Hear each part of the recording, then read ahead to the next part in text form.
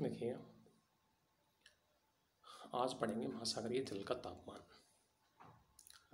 महासागरीय जल का तापमान, जैसे कि पहले अपन पढ़ चुके हैं कि पृथ्वी का जो औसत तापमान है, औसत तापमान 15 डिग्री सेल्सियस पाया जाता है और भिन्न भिन्न क्षेत्रों के अंतर जो तापमान है वो अलग अलग पाया जाता है। जैसे कि पृथ्वी के भूगर्भ के अंतर जाते हैं तो प्रति 32 मीटर की गहराई पर 1 डिग्री सेल्सियस तापमान की वृद्धि हो जाती है। और यदि जैसे जैसे हम पृथ्वी से यानी कि पृथ्वी तल से ऊपर की और वायुमंडल में जाते हैं तो 165 मीटर की ऊंचाई पर 1 डिग्री सेल्सियस तापमान की कमी होती है। तो इस तरह तापमान बढ़ने और घटने की जो दर है वो सभी क्षेत्रों के अंतर्गत अलग अलग पाई जाती है। महासागरों की सतह का जल का औसत तापमान जो है लगभग 27 डिग्री सेल्सियस होता है और यह विषुवत से ध्रुवों की ओर जो है क्रमिक ढंग से कम होता जाता है। बढ़ते हुए अक्षांशों के साथ तापमान घटने की जो दर है वो सामान्य प्रति अक्षांश 0.5 डिग्री सेल्सियस होती है और औसत तापमान 20 डिग्री अक्षांश पर लगभग 22 डिग्री सेंटीग्रेड के लगभग होता है और 40 डिग्री अक्षांश पर तापमान 14 डिग्री सेंटीग्रेड तथा ध्रुवों के नज़दीक 0 डिग्री सेंटीग्रेड होता है। तो इस तरह से जो तापमान है, तापमान में बहुत ही अंतर देखने को मिलता है।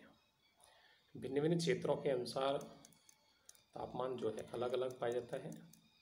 तो इस तरह से ये कह सकते हैं कि तापमान जो है भिन्न भिन्न स्थानों के अनुसार अलग अलग पाया जाता है। जो आंतरिक द्वीप हैं, महाद्वीप हैं और अंतः सागर हैं, महासागर हैं, इनके अंतर्गत भी तापमान का बहुत ही अंतर पाया जाता है। यदि उत्तरी गोलार्ध और दक्षिणी गोलार्ध की बात करें तो उत्तरी गोलार्ध और दक्षिणी गोलार्ध के तापमान में भी अंतर पाया जाता है, क्योंकि उत्तरी गोलार्ध की लगभग 70% क्षेत्र के अंतर्गत स्थलीय भाग है, जबकि मात्र 30% भाग के अंतर्गत जलीय भाग है। जबकि दक्षिणी गोलार्ध में ये देखा जाए तो लगभग 80% भाग पर जल की मात्रा है। तो इस तरह से ये कहा जा सकता है कि पृथ्वी के कुल जलीय धरातल का लगभग 43% भाग उत्तरी गोलार्ध और 57% दक्षिणी गोलार्ध में स्थित है।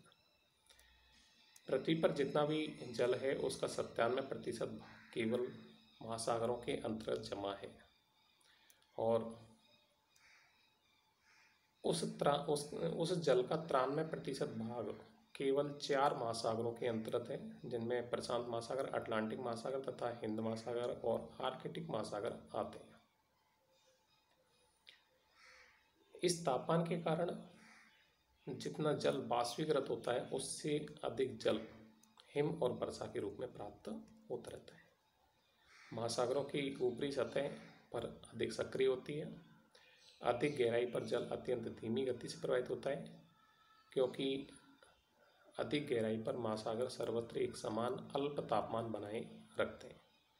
यानी कि महासागरों के जो सतह का तापमान है वो भी अक्षांशों के अनुसार अलग अलग होता है, बाकी स्थिति के अनुसार वो बदलता रहता है। जिन क्षेत्रों के अंतर्गत सूर्य की किरणें सीधी पड़ती हैं, यानी कि वैसे ये माना जाता है कि सूर्य की जो किरणों का प्रभाव होता है वो मात्र 200 मीटर तक ही होता है, यानी कि 200 मीटर तक ही सूर्य की किरणें प्रवेश करती हैं, इसके अंदर जाने पर प्रभावित नहीं करती हैं। पहले स्तर पर जो महासागरीय जल की सतह है इसकी मोटाई लगभग 500 मीटर मानी गई है और 500 मीटर की गहराई तक समुद्री जल का जो तापमान है वो 20 से 25 डिग्री सेल्सियस के बीच रहता है। चूँकि उष्णकटिबंधीय क्षेत्रों के अंदर सूर्य सीधा चमकता है, इसलिए यह तापमान इसके आसपास साल भर यहाँ अधिक रहता है, लेकिन मध्य अक्षांशों में केवल गर्मियों में तापमान अधिक पाया जाता है। द्वितीय स्तर की ताप प्रवणता जो है, जिसको थर्मोक्लाइन कहा जाता है। ये 500 मीटर से शुरू होकर के 1000 मीटर की गहराई तक होता है।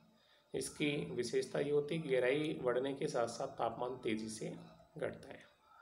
तीसरे स्तर के जो हैं ठंडे यानी कि गहरे और ठंडा स्तर है 1000 मीटर से शुरू होकर के महासागरों के तल तक पहुंच जाता है और ध्रुवों के अक्षांशों पर तापमान 0 डिग्री सेंटीग्रेड के आसपास रहता है। तृतीय स्तर पर गहराई के साथ तापमान में बहुत कम परिवर्तन होता है। महासागरीय जल को सबसे अधिक जो प्राप्ति होती है वो सूर्य ताप से प्राप्ति होती है। इसके अतिरिक्त तापमान के वातावरण को प्रभावित करने वाले जो अन्य कारक हैं अक्षांशों के अनुसार अलग अलग पाया जाता है। जैसे कि भूमध्य के क्षेत्रों के अंतर्गत सूर्य की किरणें सीधी पड़ती हैं। सूर्य की किरणें सीधी पड़ने के कारण यह तापमान अधिक पाया जाना चाहिए। दूसरा स्तर एवं जल की उपस्थिति है। स्तर एवं जल की उपस्थिति यानी कि जल जो है धीरे धीरे गर्म होता है और धीरे धीरे ठंडा होता है, जबकि स्थलीय भाग जो होते हैं वो शीघ्र ही गर्म हो जाते हैं और शीघ्र ही ठंडे हो जाते हैं। तो इसलिए स्थल और जल की जहाँ उपस्थिति होती है वहाँ तापमान में अंतर रहता है। जैसे कि दक्षिणी भारत के अंतर्गत यदि अपन देखें तो तापांतर बहुत कम मिलता है, क्योंकि जलीय क्षेत्र होने के कारण तापमान ना तो बहुत अधिक हो पाता है ना बहुत ही कम हो पाता है। तो इसलिए वहाँ जल की उपस्थिति होने के कारण तापांतर बहुत कम पाया जाता है। तीसरा, उस क्षेत्र के अंदर चलने वाली स्थायी और मानसूनी हवाएं हैं। स्थायी और मानसूनी हवाओं के अनुसार भी परिवर्तन होता रहता है। स्थायी हवाएं यानी कि जैसे कि जो प्रतिदिन चलती हैं वो वहाँ के तापमान को कम कर देती है। जैसे कि दक्षिणी भारत में अपन देखें तो दिन के समय महासागर से स्थल की ओर और रात्रि के समय स्थल से महासागर की ओर हवाएं चलती रहती हैं, जिससे कि दोनों का तापमान जो है वो अनुकूल बना रहता है और वहाँ तापमान में अंतर नहीं पाया जाता है। इसके अलावा प्रवाहित होने वाली धाराएं हैं, गर्म धाराएं और ठंडी धाराएं। ठंडी धाराएं जो होती हैं वो जल के तापमान को गिरा देती हैं और गर्म धाराएं जो होती हैं जल के तापमान को बढ़ा देती हैं। तो इस तरह से महासागरीय धाराएं भी तापमान को प्रभावित करती हैं। स्थानीय मौसम है। स्थानीय मौसम यानी कि स्थानीय मौसम किस प्रकार का होता है, जैसे कि भूमध्य के क्षेत्रों में यदि अपन देखें तो तापमान बहुत अधिक पाया जाना चाहिए, क्योंकि सूर्य की किरणें हमेशा सीधी होती हैं। लेकिन वहाँ यदि अगर अपन देखें तो दिन की 4 बजने के बाद में वहाँ प्रतिदिन बरसात होती है और प्रतिदिन बरसात होने के कारण वह तापांतर बहुत अधिक नहीं पाया जाता, केवल कुछ डिग्री सेल्सियस तक ही अंतर पाया जाता है। समुद्र के अंदर की संरचनाएं यानी कि वहाँ की कटक हैं, मैदान हैं, वो किस तरह से तापमान को प्रभावित करते हैं, उनके अंतर्गत भी अंतर पाया जाता है। समुद्री पहाड़ियाँ हैं, घाटियाँ हैं, कटक हैं, ये समुद्र के तापमान को प्रभावित करती हैं। इसके अलावा कुछ ऐसे भी तथ्य हैं जो सामान्य रूप से जाने जाते हैं, जैसे कि सागरों के तापमान के अंतर्गत मौसम के अनुसार परिवर्तन नहीं होता। जैसे मौसम बदलता है, मौसम के अनुसार तापमान में कोई भी परिवर्तन नहीं होता है, स्थिर रहता है, हमेशा स्थायी बना रहता है। कोई बदलता है तो 6 महीने के अंतर थोड़ा बहुत अंतर आता है, बाकी स्थिर रहता है, मौसम का कोई परिवर्तन वहाँ नहीं होता है। तापमान में परिवर्तन अटलांटिक महासागर में सबसे अधिक होता है, क्योंकि अटलांटिक महासागर के अंदर जो है सूर्य की किरणें हैं या जल की मात्रा कम है, कटक हैं, तो उनके कारण तापमान परिवर्तन जो है वो अधिक होता है। दूसरा, ठंडी हवाएं, ठंडी धाराएं और गर्म धाराएं जो है वहाँ के तापमान के अंतर को प्रभावित करती हैं। सामान्यतः महासागरों के धरातलीय जल का औसत तापमान जो है वो 26.27 डिग्री सेल्सियस माना गया है। जिस प्रकार विषुवत रेखा से ध्रुवों की ओर बढ़ने पर तापमान वायुमंडल के तापमान घटता चला जाता है, यानी जैसे जैसे विषुवत रेखा की ओर ध्रुवों की तरफ बढ़ते जाते हैं वैसे वैसे वायुमंडल का जो तापमान है वो घटता चला जाता है। ठीक उसी प्रकार समुद्र का तापमान भी घटता रहता है। उत्तरी गोलार्ध के महासागरों का जो औसत तापमान है वो दक्षिणी गोलार्ध में जो स्थित महासागर हैं उनकी अपेक्षाकृत अधिक हो सकता है, यानी उत्तरी गोलार्ध में तापमान अधिक पाया जाता है जबकि दक्षिणी गोलार्ध में तापमान कम पाया जाता है।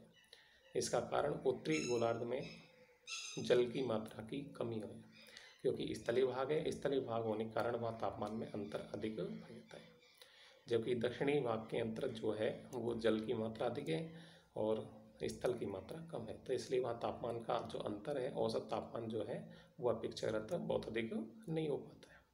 तो इस तरह से तापमान की जो दशाएं हैं वो अपन को देखने को मिलती है। दूसरा, पृथ्वी के समांतर तलीय जो जल है, सागरीय जल को भी तापमान सूर्य ताप से प्राप्त होता है, और सागरीय जल का जो तापमान है वो 5 डिग्री से 33 डिग्री सेल्सियस तक पाया जाता है।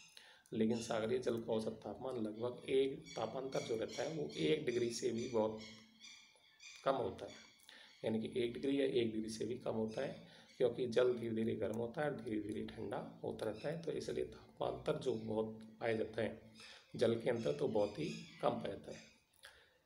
सागरीय जल के तापमान पर जो सूर्य की उत्तरायण और दक्षिणायन की जो स्थितियाँ हैं उनका प्रभाव भी पड़ता है। उत्तरी गोलार्ध में स्थित सागरीय जल का अधिकतम तापमान अगस्त में तथा न्यूनतम तापमान जो रहता है वो फरवरी में रहता है, जबकि दक्षिणी गोलार्ध में फरवरी में अधिकतम और अगस्त में न्यूनतम तापमान रहता है। भूमध्य रेखा के शीतध्रुवों की ओर जाने पर सागरों का जो जल है उसका तापमान जो होता है वो 0 डिग्री अक्षांश पर 33 डिग्री सेल्सियस और 20 डिग्री अक्षांश पर 23 डिग्री सेल्सियस पाया जाता है, जबकि 40 डिग्री अक्षांश पर 14 डिग्री सेल्सियस पाया जाता है।